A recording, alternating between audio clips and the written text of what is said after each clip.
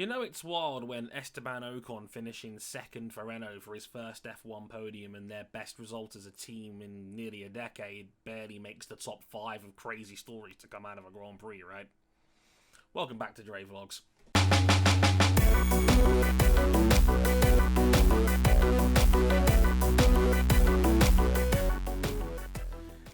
Hey gang, Dre here, back out of a brand new video for you. Sorry I've not done one of these for a while. I've just had a lack of real topics that's made me want to talk into a camera for 15-20 minutes at a time.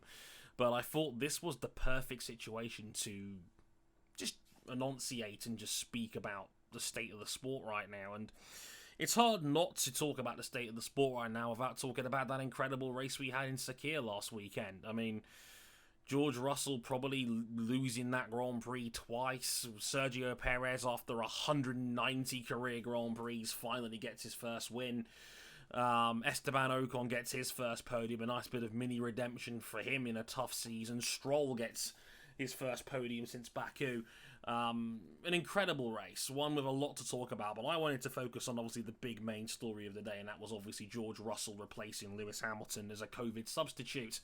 And obviously Mercedes and Williams negotiating a deal to let Russell race in the main seat. And, well, let's cut to the chase. If there was one way you could ever answer any of your critics, it would be to have a good weekend. I said to myself before the weekend started, if he gets in the top 6 and drives reasonably close to the proper elite dudes in the sport, i.e., you know, Bottas, Verstappen, Albon, and maybe Checo. If he runs in that group comfortably, that's a pretty good showing as a late substitute.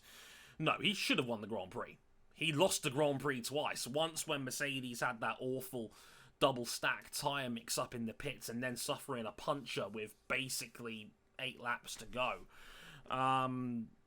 It was a heartbreaking result for the young man who did everything right. I know the Redacted gave him a 10 out of 10 on their driver ratings page, and I completely agree with them. It was a 10 out of 10 weekend. He was as good as you could possibly hope an F1 driver to be as a substitute. And I mean that in every nice way, in every nice sense, because he was competitive right from the start. He was basically 0.02 of a second behind his teammate in qualifying. The first time in 37 career Grand Prix he lost a qualifying head-to-head, and it was basically by 1.5 meters over Valtteri, who, to his credit, is a very good qualifier, generally speaking, and should have won comfortably. Was 8 seconds up before the first virtual safety car came out. And of course, it got a lot of people talking. This was the worst case scenario for Valtteri Bottas. He got shown up in a weekend with the guy that the internet was all begging and screaming and hoping was going to be as good as advertised, and if anything, exceeded even my own, or even most of the internet's own expectations. And when you look at the situation, the fact he was driving Lewis Hamilton's car, a car that was not built for him, because Hamilton is a lot smaller than George Russell. Hamilton is, I think, 5'8". I think Russell is a genuine 6-footer. He had to wear shoes that were one size too small to cram himself in the cockpit. Apparently, he banged his knee against the car an awful lot to the point where he couldn't even apply full brake pressure in the car at any given point. And that probably cost him pole position.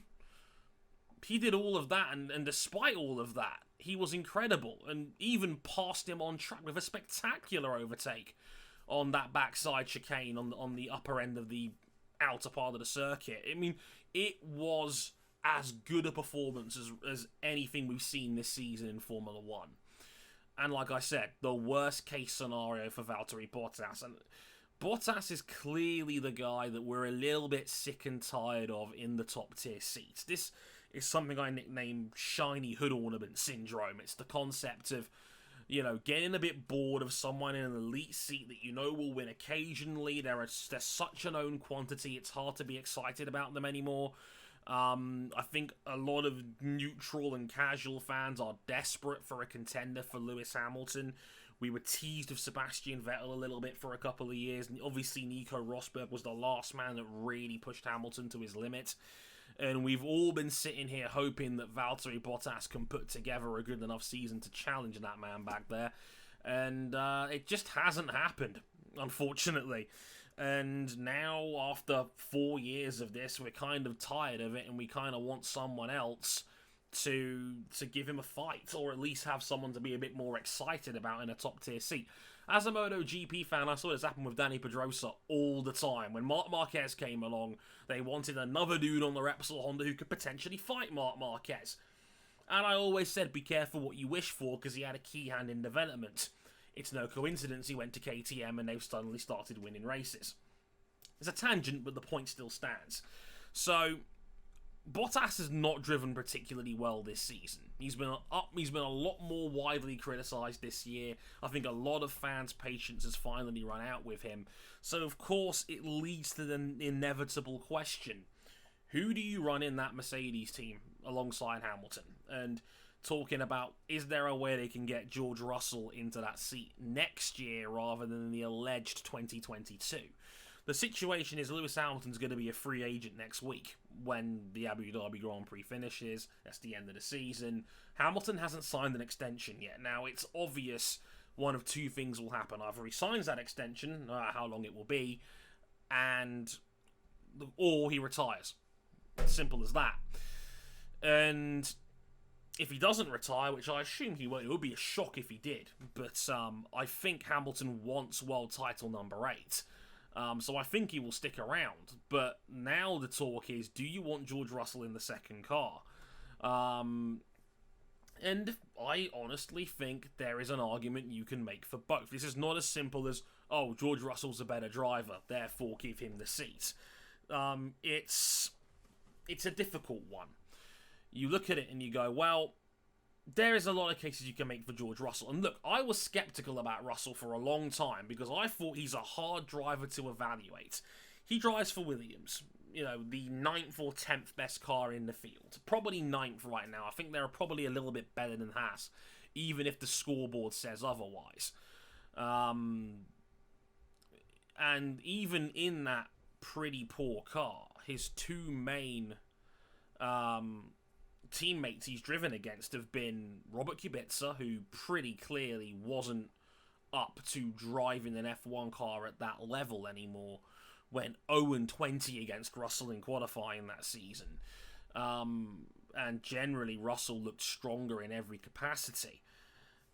And then Nicholas Latifi, who is a good driver, but was already beaten by Russell in Formula 2, and has had a hard time shaking the pay moniker, or the pay driver moniker and narrative we use with new drivers that we don't think are worth a damn. I'm sorry, we just do. We pick and choose when to describe people as pay drivers in this sport, but that's a discussion for another day. So when you have a really unrepresentative car for the most part, a bad car, not particularly great teammates, but now we're talking about Russell as if he's a potential Norris or Leclerc or Verstappen, that elite tier of younger drivers. It's hard to evaluate. You want to give Russell the benefit of the doubt, but it's a hard thing to prove. At least with other younger drivers like the Albons and the Gasly's of the world we've had before, at least they had stepping stones that were more representative, like the AlphaTauri team. There's not that luxury with Mercedes, and I've always said personally on this show that Mercedes is a little bit too good to have a full-on driver academy if there isn't a partnership or a stepping stone team along the way. Red Bull obviously has one that they own, and Ferrari has enough affiliate associations with Alfa Romeo or Haas, the teams they supply engines to, that at least we've seen evidence of other younger drivers getting an opportunity like Antonio Giovinazzi and Charles Leclerc have. Mercedes haven't got that luxury, as we found out with Esteban Ocon a couple of years ago when he lost his seat, or another guy we'll get to in a minute. But this was the smoking gun. Russell proved what a lot of people were hoping we'd see from Russell, and that was just how good he is. And look, it's still a little bit tricky to say because Bahrain's rhombus layout is not a conventional F1 circuit, and we're probably not going to race there again. We only did in the first place because of COVID regulations and our desperation as a sport to get as many races on the calendar as possible. But despite all of that, Russell came up smelling of roses. He's probably really good. He's probably a proven star of the future, and you'd think by the way Mercedes and Toto and others have been talking about him, he's the heir apparent for Lewis Hamilton. So it seems like it's more a matter of when rather than if with Russell. Even if the Williams team is a long way off where we all want them to be, so we can see more of Russell's talent shine. It's hard to do that when you're in a Williams. Hamilton could be retiring soon as well, so naturally the next step is promote your young driver, even though, as we all know, that is not an exact science, and Merckx having the single best seat in motorsport could probably mean they could attract whoever they wanted if they tried hard enough. Let's say for a shock reason that Hamilton retires tomorrow. If you're Toto Wolff, how would you not give Max Verstappen a call and say, Max, want to drive for the best team in the sport? That's the problem. The number one main threat to Mercedes right now is driving a car that is not competitive enough to win more than maybe 3 or 4 times a year. And that's where the Bottas argument comes in. He is a safe pair of hands. I know a lot of people want Bottas to be the Hamilton title threat. We were spoilt by the Rosberg era. We were spoilt by Rosberg as a teammate because we thought he was going to be a number 2 because Hamilton was the established, proven elite guy at McLaren. But Rosberg was never that. He had to bite and claw and scratch his way up. And then when Rosberg got there, in the moment we all looked at him as inferior to Hamilton. But as we look back on it now, we realise Rosberg gave Hamilton a very fair fight. 3 of the 4 years they were together as teammates. Pushed Hamilton to the limit and beat him fair and square in 2016. Rosberg retired a world champion with 20 plus wins. That's Hall of Fame numbers, no matter which way you slice it. But the problem was with that layout of having 2 elite drivers in the same team. It alienated that camp. It made it difficult for them to work together. It blew up inside Mercedes internally. There was many flashpoints like Belgium 2014, Spain 2016 that damaged the team. It damaged their relationship.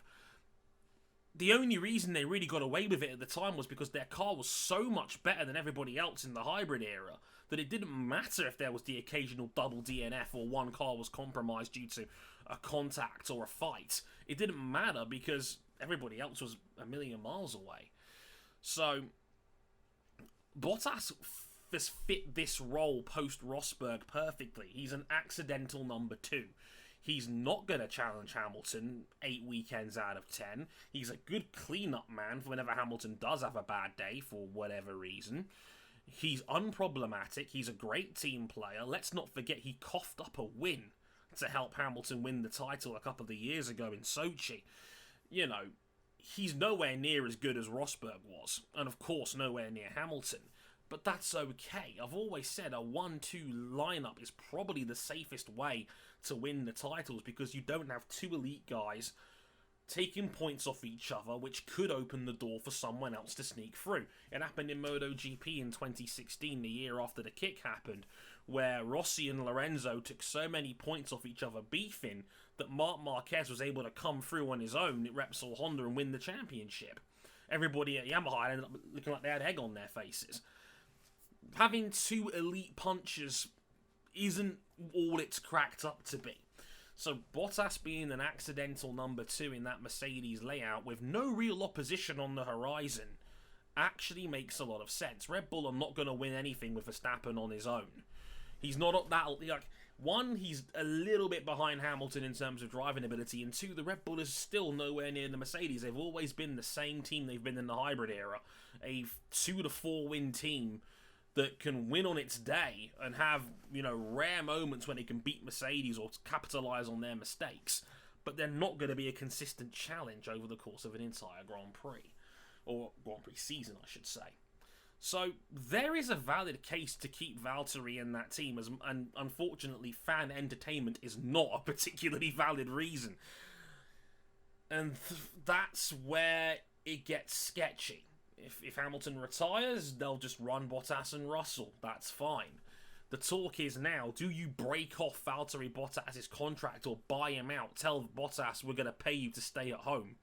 And, put Russell in the car for 2021. Maybe Russell can learn off Hamilton for a year before Hamilton inevitably retires. He's 36 in January. He's in the twilight of his career. I'm not sure if Hamilton will even want to race beyond the end of next season, because if he gets world title number 8, there's no more challenges for him. You know, like, he will have every major record and honour in the book. And that's what makes Red Bull's alleged rumour today so fascinating. The talk now is that Red Bull might force their hand. They're saying, well, we're interested in George Russell. And the difference is that they can offer George Russell a seat that can challenge for wins right now. If you're Russell and you're betting against yourself like any racing driver should, you must think, I can beat Verstappen. I can win races in that Red Bull every once in a while. And that the allure of an elite level race seat is not something that comes around very often. It's obvious they're using that seat as a public bargaining chip at Red Bull, because there's been so much rampant speculation about Alex Albon's future.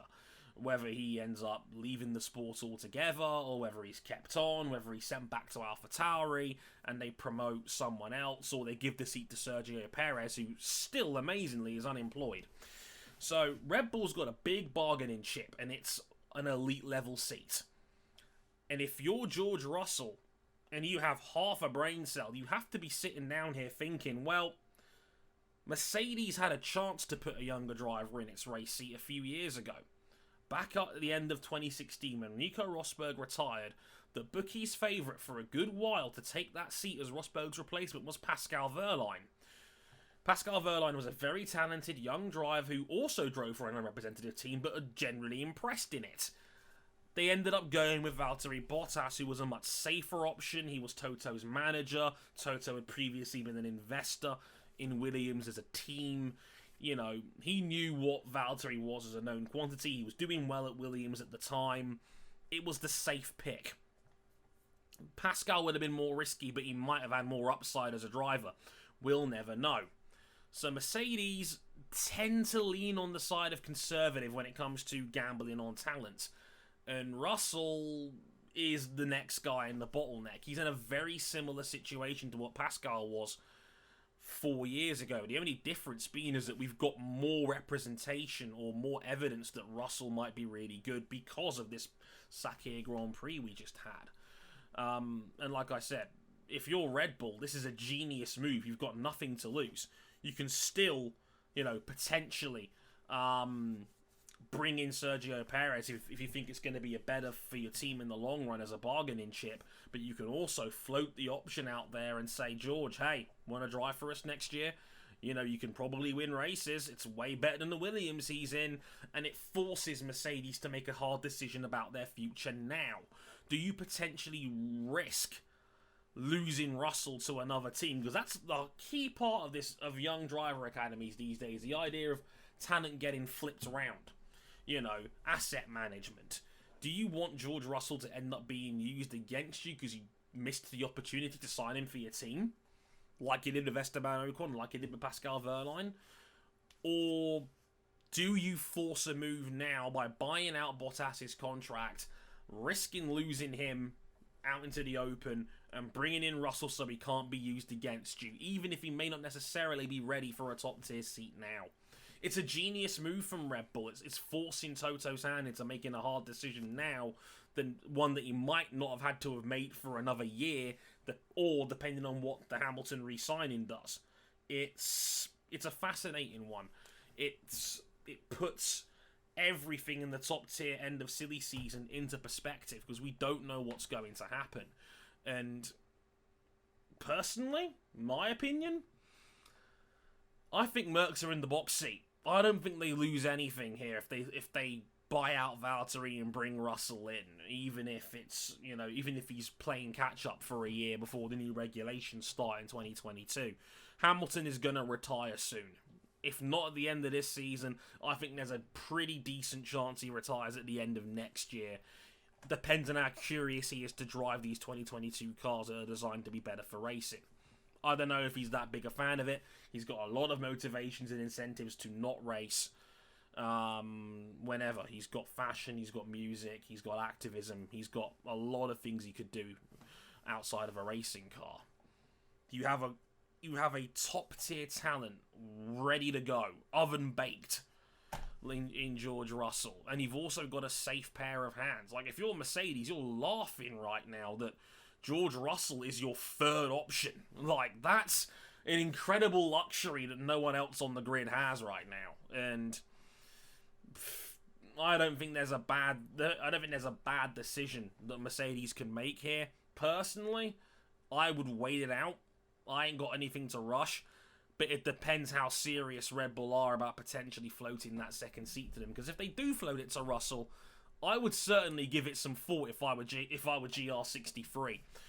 Because, again, there is no guarantee Mercedes hires you. He would have to have assurances from Toto otherwise, because I wouldn't be guaranteeing that. Is Mercedes a factory you can trust? We all talk about this sport being ruthless, and this would be no different from that. But I would love to hear your opinions on this as always. Let me know what you think about the situation. Is Russell really as good as advertised? Is he ready for a Mercedes seat right now? Would you buy out Valtteri Bottas to do it? Does he still have value in the Mercedes brand? I'd love to hear your perspective as always. But until then, I've been Dre Harris. Thank you very much for watching. Please like and subscribe if you haven't already. I'll talk to you guys soon. Sayonara.